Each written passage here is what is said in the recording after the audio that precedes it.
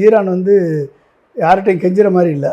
Iran அமெரிக்காவிட்ட 2 வட்டம் பேச்சுவார்த்தை நடத்திட்டு இருக்கும்போதே அந்த பேச்சுவார்த்தையை மீறி ப்ரீஎம்ப்டிவ் ஸ்ட்ரைக்குன்னு சொல்லி தாக்கினான் அமெரிக்கா. அப்போ அமெரிக்கா ஒரு நம்பகத்தன்மை இல்லாத நாடு, இஸ்ரேல் ஒரு நம்பகத்தன்மை இல்லாத நாடு.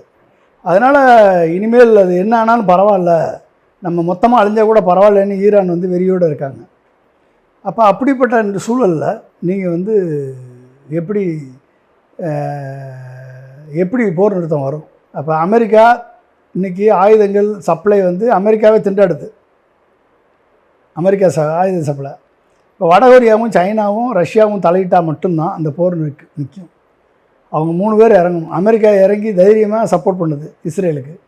இவங்க 3 பேர் இறங்கி ஈரானுக்கு சப்போர்ட் பண்ணால் இனிமேல் வார் பெருசாயிரும் அப்படின்னு சொல்லி ஒரு வேளை ட்ரம்ப்புக்கு மேலே லோக்கல் ப்ரெஷர் அதிகரிக்கும், ட்ரம்ப்புக்கு காங்கிரஸ் எதிர்பார்க்கும்.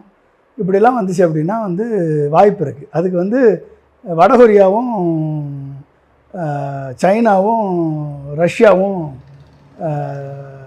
ஈரான் பக்கம் தைரியமாக இறங்கி ஆயுத சப்ளை, ஃப்ளைட்டு, ஃபைட்டர் ஏர்க்ராஃப்ட்டு, அப்புறம் நியூக்ளியர் வார்ஹெட்டு இதெல்லாம் கொடுத்தா ஒரு வேளை இந்த